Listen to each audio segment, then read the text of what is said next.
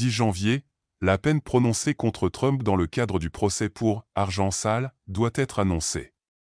Quelle peine le futur président américain risque-t-il? Pourrait-il faire appel de la décision? Réponse aux questions centrales. Donald Trump a été reconnu coupable en mai de 34 chefs d'accusation pour falsification de documents commerciaux devant un tribunal de Manhattan. Il s'agissait d'un paiement de 130 000 $ effectué en 2016 par l'intermédiaire de l'ancien avocat de Trump, Michael Cohen.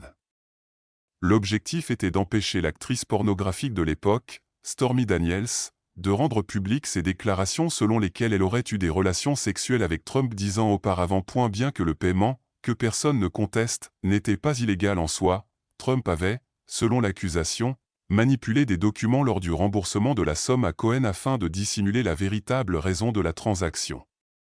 Il aurait ainsi voulu améliorer ses chances de succès lors des élections présidentielles de 2016 et se serait ainsi rendu coupable de 34 cas de financement illégal de campagne électorale. C'était la première fois dans l'histoire des États-Unis qu'un ancien président était condamné pour un délit. À l'origine, la peine devait être annoncée dès le 11 juillet. Mais à la demande des avocats de Trump, la date a été repoussée à 2 reprises. La dernière fois, la date butoir était fin novembre, mais après la victoire de Trump aux élections présidentielles américaines, le juge Juan M. Merchan a suspendu la procédure afin d'évaluer la suite des événements. Le ministère public avait proposé au juge de reporter l'annonce de la peine jusqu'après le départ de Trump de la présidence. Mais Merchan a refusé. Le juge a également refusé d'annuler la décision et de suspendre l'ensemble de la procédure. Cela n'a pas été clair jusqu'à l'annonce de Merchan.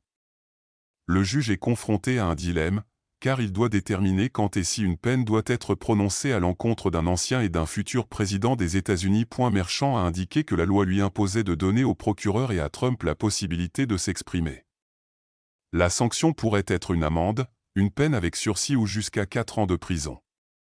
Mais Merchan a fait savoir que l'option la plus viable, dans cette affaire, était apparemment de libérer Trump sans condition. Cela signifie que le procès se terminerait sans peine d'emprisonnement, amende ou mise à l'épreuve, mais que la condamnation de Trump resterait valable dans ce cas. Selon la loi, une personne condamnée pour un crime dans l'État de New York doit fournir un échantillon d'ADN pour la base de données criminelles de l'État. L'homme de 78 ans entamerait finalement son 2e mandat en tant que criminel condamné. Ici, la situation est floue. Une ancienne juge de Manhattan, Diane Kiesel, a déclaré à l'agence de presse AP qu'en vertu de la législation new-yorkaise, il n'était pas possible de faire appel du jugement fixant la date de la peine de vendredi. Mais cela ne signifie pas nécessairement qu'il n'essaiera pas, a-t-elle ajouté. Trump lui-même souhaite que le jugement à son encontre soit annulé et que les poursuites soient abandonnées.